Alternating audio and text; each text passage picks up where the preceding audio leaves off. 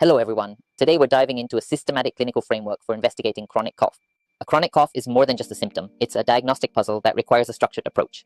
A cough is the body's internal police force, a highly engineered defense mechanism designed to expel foreign particles. When this defense becomes chronic, it signifies an ongoing, unresolved battle that requires systematic investigation.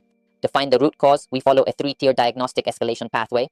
Tier 1 focuses on blood-based biomarkers to identify systemic agents like infection or allergy. Elevated white blood cells indicate infection, while absolute eosinophil count helps confirm allergic responses. If blood tests are inconclusive, Tier 2 utilizes X-rays and HRCT to visualize the physical architecture of the lungs. Finally, Tier 3 measures lung function, determining if the airway mechanics themselves are restricted. Proper diagnosis across these tiers is the only definitive path to targeted therapy and curing a chronic cough.